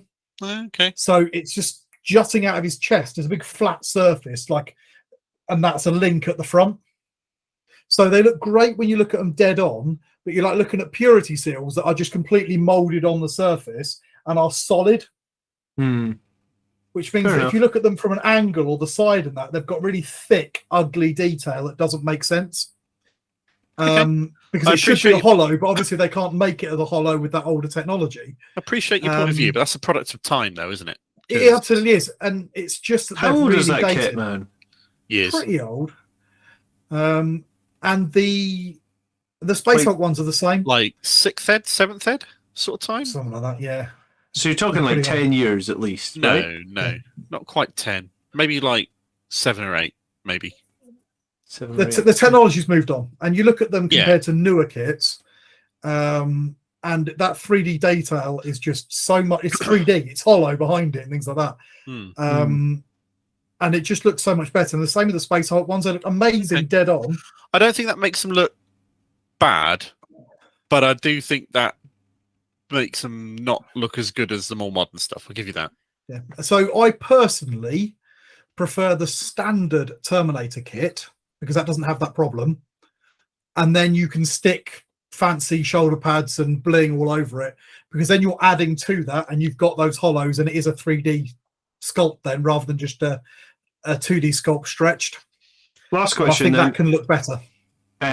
What do you think about Space Marine heroes? Because I have a hero there on the far left, right? So he's a Space Marine hero, but he's got like I would have given him a custom arm there to get, because the Space Marine heroes don't have any Blood Angels icon. No, they've got no symbology on whatsoever. So I added some to that hero in the bottom left, like the bit above his head, the shoulder pad. Yeah. Do you like and that? I think you've made it better by adding a bit of Blood Angels iconography to it, because it's separate and it is distinct. It's got that little bit more readability. The Space Marine heroes are a little bit of a halfway house. They're just generic Space Marines, really, aren't they? Yeah. And I think at the moment, buying the standard smooth kit and then adding to it will give you a more modern, better looking model than using the old ones from anything but a dead on look. Okay, fair enough. Unless you're like the world's best painter, then you're painting on volumes of 3D and stuff, but that's a lot of extra time. I'd go so far as to say that doesn't mean that the Blood Angel Terminators are bad. No, it just means I don't like them. That's a different thing. Yeah, you don't like them. I still think they're decent. I actually finished a squad of them this last year, and I did think that when I got to the end of it, the squad felt pretty cool. But I would have done some of my own little bits. Like, I definitely bought like 8 to 10 Space Marine heroes and did all sorts of craziness with them. One of the things that I did with one of the Space Marine heroes, which I thought was pretty cool, was I took a bolter inceptor, because I just thought like the arm for the bolter inceptor looked much more exciting than a storm bolter. So like lost one of the guy's arms and gave him like the new bolter inceptor arm. It just looks a lot cooler, and that's, in some ways, that's almost similar in that like storm bolters are just 20 years old now, right? Thinking about it, I can kind of agree, sort of, with you guys on this, in that the Blood Angel Space Marine Terminators are beautiful and gorgeous, but they're also, each set of 5 is going to look basically the same to every other set of 5. So starting with a blank set, as Tony said, and then building other bits on, I think I would prefer, but for different reasons, in that I could customize them to look and feel like mine, rather than with it, any other set. If you wanted to run a squad of 10, you can't, because one of the bodies is all the rogues and obviously the sergeant, and it will look really weird. I'm not too. But yeah, it just shows the kit's age. So you look at even the Cataphracti or the Tartarus pattern; they're much cleaner sculpts. And I just think they're a bit better. I'm holding out hope for the rumored Primaris Terminators, that they keep the because they're absolutely iconic, and they keep that iconic look and just new ones. So terrified that they're gonna just produce a monstrosity that is going to be shit. No, I worry about that as well, but I'm trying to stay positive on that, because I love Terminators. I've got loads of them. Yeah, that's fair. We can but see, and we'll get what we get. If they're going to be revealed anytime soon, then they made them years ago, so we'll see. Yeah. Next up is me. What have I been doing? I got my Warhammer Plus model, and I built him, and I've base sprayed him, and I'm trying to decide what sort of colours I'm going to do him. And for the sharp-eyed amongst you, yes, those are some drilled-out barrels, because he's a display model. He's not a model that's going to be used in an army. He's a one-off character who I want to look the best, so I drilled his barrels. I'm really looking forward to painting mine. I'm trying to work out what colour I want to do. I've decided I want to do a mediumed down contrast coat over the metal. I just don't know what colour. Whether I want to go for like a thick blood red, or something that's a bit more rusty, or quite the finish I want to go. I don't know yet. So you might sit there for a while until I make my mind up. So I'm going the other way with mine. I'm going to go quite true to the art, if you know what I mean, and go with quite desaturated red, and properly paint him on there, rather than going with the metallic candy scheme. Cool. I'm really excited to paint him though, but he's on my list. Yeah. When is it going to be a treat for you, sort of thing? Yeah. Fair. And then on the right there is the webway gate that I started building on the New Year's stream that we did. I finally finished building them and base sprayed them. and they're still enormous, but now they're at least sort of vaguely playable or going to be playable soon-ish. Which would be I can't nice. believe how long it took you to build that. Well, tough. I built a Land Raider while you built that. Yeah, that's because I was not really caring very much, and that looks more delicate than a Land Raider. Each one of those It's terrain. Each one of those came in basically 4 pieces. So each curve is like the top half and the bottom half, and then left side and right side go together. So you got to get your plastic glue all the way up one, round, and all the way down the other, and hope it doesn't like go. It was really annoying. Less pieces than the tracks on a Land Raider. And if it had been more pieces, it would have been easier for me to make. Bullshit. Tough. Although I'm glad it's not resin. Having done a lot of resin lately, they would be so warped. That would be an absolute bastard to try and build that in resin, trying to get them all to go straight. You're not wrong. You're absolutely not wrong. Speaking of resin, the other thing I've bing doing is I've been starting work on my latest Titanicus Titan. I built the upper half of the torso. I've ordered a special shiny 80mm sculpted resin base for it, which I've done for all my Titanicus Titans because my army's like 5 models. I wanted them to be like special and spanky and stuff.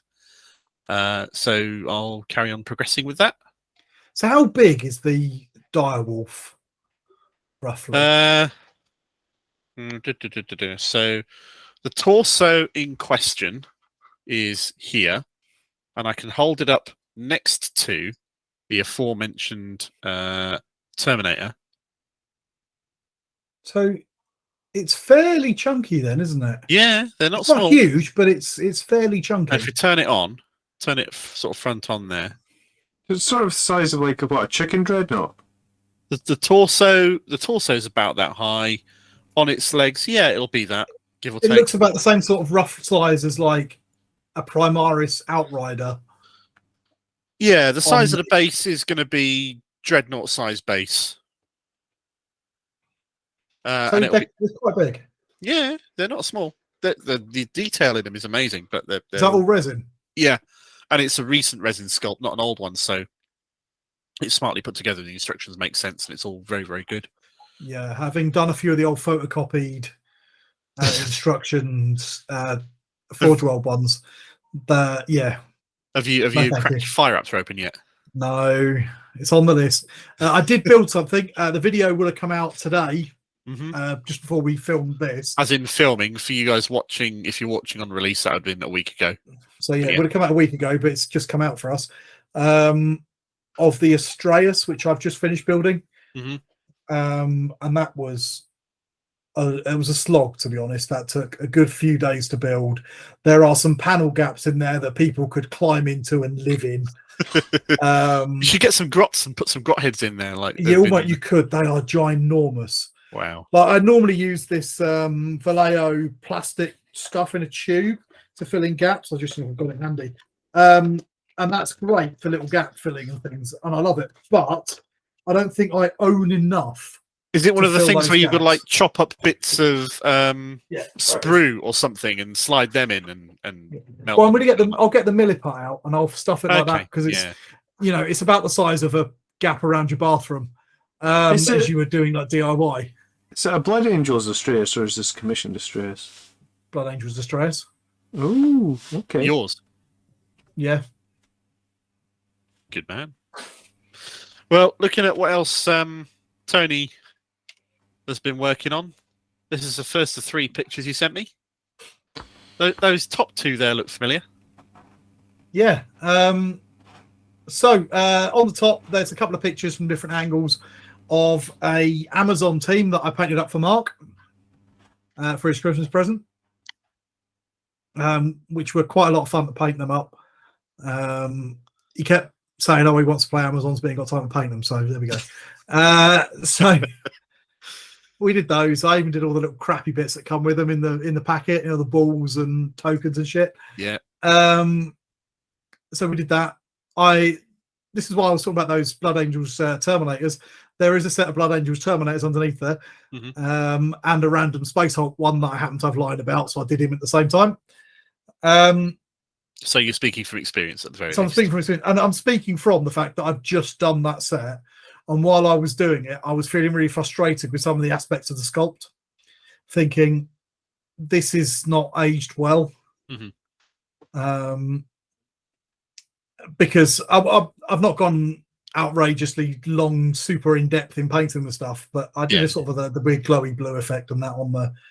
No, they look really cool. The blue on the power weapons always looks really good up against the red of the Blood Angels. Yeah, I really like blue power weapons on Blood Angels. But yeah, so it was just a bit.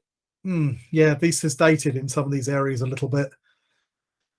And I didn't have as much fun painting them as I thought I was going to, just because I had a bit too much detail. But again, that's once you noticed it and it bugged you, you couldn't stop and you couldn't get it out of your head. Yeah, as I'm painting chain links that are wider than they are, to deeper than they are wide, and stuff like that, and it just doesn't make sense.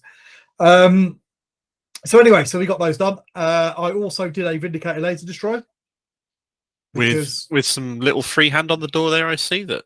Looks really that's cool. Not free, and that's a transfer. Is it? All right, then fine. I'm less impressed, but still looks cool. That is one of the Blood Angels transfers off the Horus Heresy sheet. Yeah, that figures. Because I've had that kicking around for ages, not knowing really what to do with it. So I thought, fuck it, I'll stick it on there. We need to see some of those Horus Heresy transfers on your Astraeus. Sorry. Yeah, I might do, because it's got a lot of flat areas that could do with a bit of detail. I like they've got like they're almost like the scrolls with text on them. I put one of them on my Whirlwind. It looks really cool, actually. Nice. Yeah, they are. There's some really nice stuff on that sheet. It's an expensive sheet, but I do think it's probably worth it for the amount of use I've got out of it. I've got piles and piles of transfers in my drawer behind me, and I keep meaning to use them, but I very rarely get a model finished enough to the stage where I think, right, I'm going to do the final touch and put some transfers on it. Because I always want to do a little bit more to my things. Yeah, I put the transfers on probably 2/3 of the way through the process. Okay. Because then it means that when I'm doing any highlights or weathering or anything like that, it goes over the transfer as well as the model. Makes sense. And that means that it makes the transfer seem more part of the model than on the model. That makes sense. I also think it's a very tricky part to just... There's something in your brain you just need to say, I'm done. There's a saying I'm done with a model, even if you're not happy, because I find in my experience I'm never happy. Yeah. So like I could go back, and I use that 300% magnifier, which is its own worst enemy, because if you look at your model with the 300% magnify, you see things that you will not see with the naked eye. Anyone picking up your model will not see that, but you're seeing that because you're shining an LED and a 300% magnifier. Or you take a picture of it with an iPhone and zoom in or something, you'll see so much stuff you hate. If I get the big camera out and zoom right in on the picture, and you're like, "Ooh, that blends a bit iffy," and this sort of stuff, and you think, and you'll look at it, it's like, yeah, it's fine, whatever. I didn't notice it till I zoomed right in on here. Yeah, now I can never ever miss it ever again, and it's always in my brain. Let me know when you want to move on. I try and be really strict on time for that. It's like, no, I've used up my time allocation. I have to move on. Nah, fair play. You're gonna have hazard stripes on the Astraeus as well, I assume. Yeah, obviously. I don't know where yet, but they'll be on there somewhere. Okay, let's roll on then. So this is an interesting one, and it's not really me painting or anything I've painted in the picture here. Some long-term viewers might remember that I was epically salty about the Horus Heresy Weekender, and that Mark and I couldn't get tickets. Yeah. Because I really wanted to go to the Horus Heresy Weekender because I wanted to meet Andy Wardle. Well, sitting in the middle of that picture is Andy Wardle. And this was a Cult of Paint painting class that I got onto, and it was led by Andy Wardle and Henry Steele from Cult of Paint. Where is it held? This was in a school, actually, not that far from where I live, which was quite weird because people know that I'm a teacher. I'm a science teacher specifically. Yeah. And it was like, well, I've spent a week in a physics lab and now I'm just doing this painting class in somebody else's physics lab, and it felt a bit weird. At least I know what everything did. But yeah, so the weekend I went to a painting class with Cult Paint, and I went along with one of our Patreons, and yeah, it was really very good. So that's sort of how the setup worked. There was about you do a 12 bit of of us. hero worshipping and stuff like that. Yeah, keep going. Yeah, Next a little slide. bit. Okay, all right. So there's me hero worshipping, and that's a photo of me with Andy Wardle at the bottom there, and Henry Steele at the top there. You look like you've had a really bad day. Yeah, It's just your face. tired. Fair enough. And then that's what we Awesome. were working on. Now this was just a Did you learn much? blending. Yeah, I think it was well worth it. It was I'm going to go to other ones, and it was very different to what I've been doing. Now, over the last few years, I've been really pushing, getting faster and faster and faster. How can I get the best result as quick as I can without just falling into the I'm going to make it grimdark because grimdark is quick.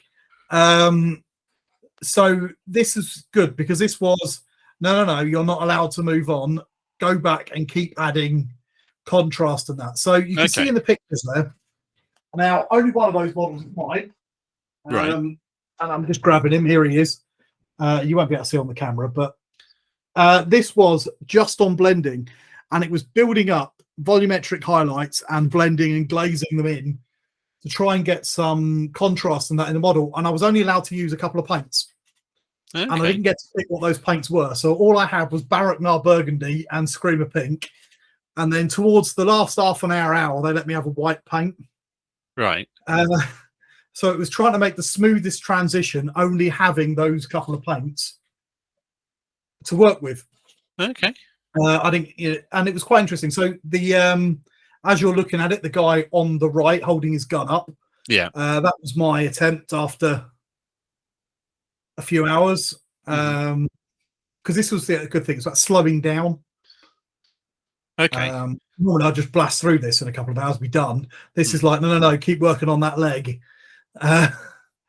Going back to it, building the contrast, getting the highlight placements. So the one on the right is the one that I put together, and the one on the left is the one that one of our Patreons did, who happened to be there with me. And yeah, it was a brilliant day. Actually, it was a lot of fun. I learned a lot. I'll tell you what the big difference was.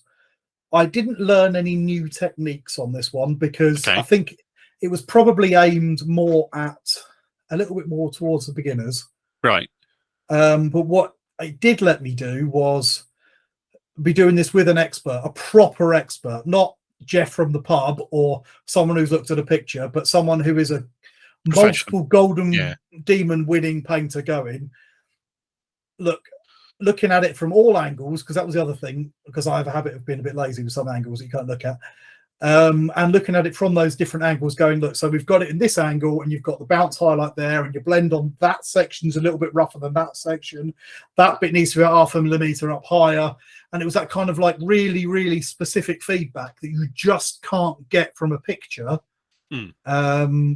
or without being in person with a proper expert rather than an internet expert. And that was a big difference for me, and it did make a big impact. So I got home and I was thinking, do you know what, for a change, I'm not just going to blast this model out in 2 hours against the clock. I'm going to spend a bit of time practicing, and that's what it was. It was exercises practicing rather than trying to paint a model, because the model's covered in mold lines and all sorts of shit. It wasn't even put together very well. But that's irrelevant because it was practicing a technique, and it was the value of practicing the basics. And you'll keep it for just that reason. Yeah, it reminds me to not skip the basics just because you can. Sometimes sitting there with 2 paints and some glazes is a good bit of practice. So I do thoroughly recommend it. It was a very good course. I won't say it was beyond criticism. Some of it is my own fault. It was a little bit more basic than I was expecting in some areas, but that's my own fault. It did say like it was a brush skills and things like that class. So that is my own fault and thing. The food was a bit crap. We were sharing with a tournament that was going on, and it wasn't amazing. And the facilities, like, I know it sounds silly, but stuff like tea, coffee, that sort of stuff could have been a bit better. But the actual course itself, the content of the course was really, really good. What's kind of the help and the training and the support and that was fantastic. And the only other thing I was a bit disappointed was with all their other courses, they do it on their own miniatures, and they're some beautiful miniatures, and they're really, really pretty. And I was hoping we'd get to work on one of those rather than get another Primaris. So I was hoping, because it wasn't that cheap as the courses go. Do you mind if I ask how much the tickets were? I can't remember, but it was proper folding money. Oh, okay. I was hoping to do a bit of a nicer model, maybe, than badly put together Primaris. Although, to be honest, the thing is that they were trying to get you away from caring about the model. Yeah. So I can sort of understand the logical reason to do that. And I know that if they gave us one of their beautiful resin 50mm sculpts at the course, you wouldn't want to use it as just another practice model either. Perhaps, but then I would have been happy to pay that little bit extra to have a nice model to work on. Okay. So swings around. It's not much of a criticism.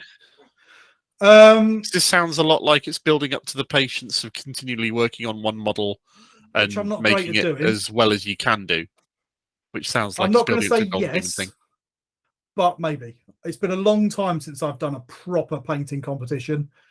And I think maybe it would do me some good to compete again rather than just painting for other people. Paint for myself for a change. Yeah, I get that. So yeah, it was worth doing. They won't watch this, so I can be as critical as I like. If they're as professional as you say, then they'll probably take it, which is quite happy. Yeah, I'll definitely go to another one. And that's as higher praise as I can give. It might, now that we've got 1,000 subscribers. Did I say that we have 1,000 subscribers in this episode? You might have mentioned it. Have I mentioned that? Yeah, maybe. Just congratulations, guys. Well done. We couldn't have done it without you two. I should bloody hope not. Yeah, that's kind of the thing. The name would be shit if it was just you, John, wouldn't it? Yeah. Probably. It'd just be a giant picture of a grot with zoomed in flabby grot nipples. It would just be called Salty John talks about how he's salty. Yeah. People would watch that though. People like seeing me salty, I think. People do watch it. That's the worrying part. They love a bit of salt. We watched it. That's how we got started on this with you. So yeah. We did. Although I swear you were less salty at the beginning of the edition. You were. You've been. It's like your success has given you rein to just like let it all hang out or something like that. Yeah, I mean, I think that's the problem with getting your codex early in the edition. You think it's like everything is rosy. You are happy for a month. They get some time in the sun, don't they? Your army's good for like 3 months and then shit for 2 years. That's literally the way of the game. The earlier codexes are still pretty. Or if strong, not shit, then at least certainly not top of the pile. Sisters of Battle are still strong, and they were they the codex after ours? Close. They were a couple of months after. They were like January, and we were October or something, weren't they? Something like that, maybe. Like that. I don't know if there's anything in between. Yeah, Necrons was the same time as us, which is funny because Necrons have been strong for a while now. Necrons were the same time as Space Marines, which was like sort of the first July, August-ish, if I recall correctly. Yeah, and then we were like Blood Angels were November, December, if I recall correctly. It was certainly autumn. Same time as Space Wolves. Who else? Thousand Suns were fairly early on around that sort of time, and they're still fairly strong. Yeah, it comes, it goes. It's fine. Comes, it goes. We'll be fine. I'm not letting it bother me. But no, and 10th edition is just around the corner as well. My attitude is vastly different to yours, John, which is one of the reasons why we work so well together. I want to win a GT this year. You might have said that once or twice. I'll play whatever fucking army it takes to win the GT. and we'll see. It saddens me. It really does. Yeah, I just want to win an event one time. That's it. One event that would make me happy. I mean, we'll probably be sitting here in 20 years' time, and I'll just be like, right, what an event! 2040. What's my goal for this year? I'd like to win a GT this year, and I'll be even more grey than I am now. I'm now running Iron Fists. Yeah, I don't know. I mean, there'll be some hot shit that's there'll be a new army by then. It'll be Flyrant with the Reaper of Obliterax. Yeah. God. What, have you guys got hobby goals for the new year?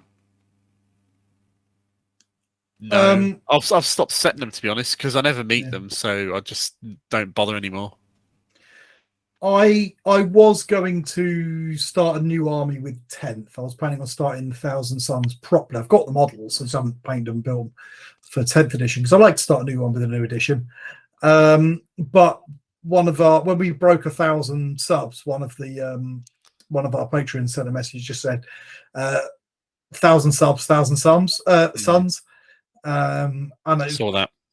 It made me giggle enough that I was building Ironman earlier, so it might be earlier than I initially planned.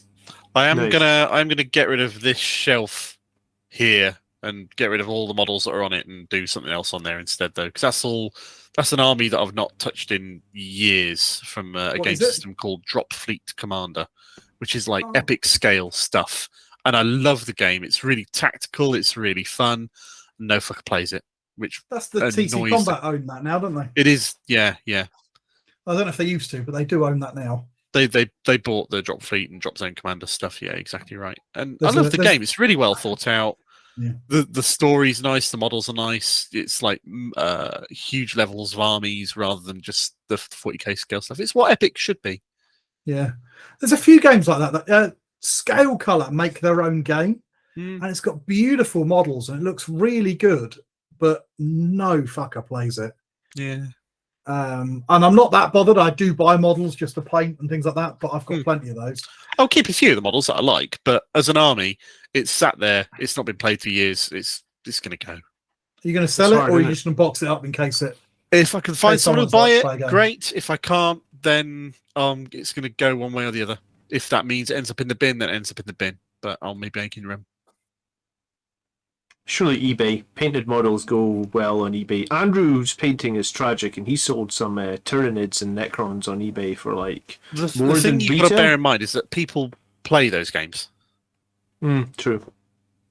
Somebody will play it. Somewhere there'll be a collector.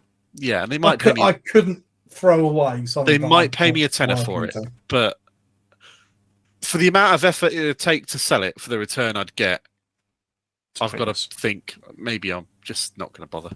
I've given away loads of models through the years. That is my backup. I couldn't sell. I will give it away before I bin it. Yeah, I could sell it. I couldn't bin something that I'd put the time and effort to paint in. I just couldn't do it. Yeah. No, okay. I respect that. All right. Yeah, I think that is us. Indeed. That's us done, isn't it? So the next episode we're looking at recording and releasing is likely to be about boarding action stuff, where I think Tony's going to be the only person amongst us who's got the book, because we found out that John's not going to buy the book. Despite having gone on about... Sorry? Or both. Boarding action or Arcs of Omen next? Or both? Do you mean fluff and the rules, or no? Because we've got boarding action is separate to boarding action is part of Arcs of Omen Abaddon. Yes, but then so is the Arcs of Omen is also like the Arcs of Omen detachment that for 40k. That's chapter approved. That's chapter approved Arcs of Omen and Arcs of Omen Abaddon. Yeah, it's just confusing, isn't it? One of the two of them we're going to talk about. We did chapter approve on the live stream, so I don't think we need to talk about that again. There might be a few things. We'll see. Maybe we'll make some more videos. Yeah. There might be some stuff coming on. It's going to be around. Anyway. It's going to be around the Arcs of Omen stuff that's going on at the moment. So the plan for the next video is likely to be Arcs of Omen Abaddon, which will be the boarding action stuff and possibly a bit of the fluff. Yeah. Oh, you could tell me if I'm being stupid. The reason I didn't buy the book, right, and the £130 terrain, was because I'm worried, and I could be wrong here. I think I'm probably wrong. Maybe I'm just hopeful. Hopeful is probably the word. I'm worried that because I don't want to wait on buying the Stream Deck again, because I was thinking, what if I buy these books and then I say, well, I'll get the Stream Deck next month, and then we hear about these new Blood Angels releases. If we hear about new Blood Angels releases and there's new Sanguary Guard and there's new Dante, am I not going to need to buy like 5 boxes of Sandguard? Well, like, is that you not won't what we're need going to, to need? but you're going to want to. But Yeah, I exactly. suspect You also won't need to buy Arxfirm and Abaddon to do it because No. there's nothing in there with any To do relation to rules in the current game as it is right now. Sure. So I guess I'm just playing it safe. It's another game mode that you Yeah. may or may not Yeah. be interested in playing. And if you I'm want interested a in primer getting- on the setting, then we'll go through that next week. And there are also a couple of YouTube videos that have like taken the lore and explained it. Yeah. If you want to watch that sort of stuff. But we're not going to advertise them because now we're big shot YouTubers. Yeah. We don't advertise other people's shit. Exactly. Okay, it's Yeah. better It's than just ours. bullshit. Yeah, with a video full of, well, yeah, we got terrain from these people and these people and these people. We really like them. Yeah. Yeah, that's the one. But you know, I need to be prepared to buy 5 boxes of if Primaris Sangre Guard come out and their Primaris cost. They're not which going will to be- come out until 10th edition. You don't think get so? Your hopes up. They won't come out until 10th edition, though, because there's no rules for them, and they're not going to put like a random data sheet here and there for half an army. They might do it for a single man or a unit or something. You might get a Primaris Dante data sheet, but you're not going to get like a refresh as a data sheet. That'll be with 10th. So what do you think about these rumors for the redone Codex Angels of Death? Do you think that's all bullshit?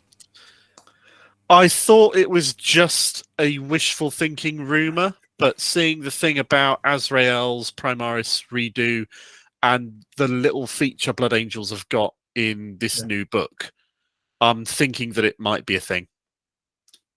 I think it's going to be a thing for 10th, though. Okay. I wouldn't be surprised, though, if we saw over the next 6 months the supplements for the missing chapters, but that's not going to affect us too much. And there might be a few units that we can use in them, even potentially. In an ideal world, 10th does not come this year. It comes in 2024, and we spend the next year playing the game with maybe a revised Codex Space Marines and basically all of the codexes already out. Because that But it would won't be. brilliant. It'll be summer 2023, 10th edition. It will be. I was afraid you're right. I really hope you're not. I was actually surprised that they were so ready to release Arcs of like it was like they announced it on like the 3rd of January. Like I just posted on the Blood Angel, I'm taking 2 weeks off, I'm not making any fucking videos. Then it was like the 1st of January we got the release, then another, and then I was like, holy shit, they're on point, like they are releasing stuff Which that gives whole them January week 6 back. months of this until 10th edition, which kind of lines up with the 6 months, 8 months or so with Of Psychic Awakening, and Gathering Storm and stuff, yeah. And how long? So 9th edition came out when exactly? When did Indomitus release? Was it 2020? Mid-2020. So with exactly a 3-year lifespan for the game, which is on par for GW for the last 3 or 4 expansions. It was Dark should Imperium be 3 out years now. as well, was it? Yeah. Yeah. Close So to. if you think about the way they're doing at the moment, they seem to have one big release a year, and 2020 was 40k, 2021 was Age of Sigmar, 2022 was Horus Heresy, 2023 is going to be 40k again. Cool. That's my money. I suspect you're right. I'm afraid you're right. I really hope it's not. Okay. All right. Well, you heard it here first. You don't need to save 150, $200 for 5 boxes of Sangre Guard. It's not coming till the summer, but be ready in the summer. Or you're going to be need to. fiscally responsible. You're going to need to be ready in the summer. Why are you in this hobby? Thanks for watching, everybody. Pleasure as always. Subscribe responsibly. Yeah. Peace.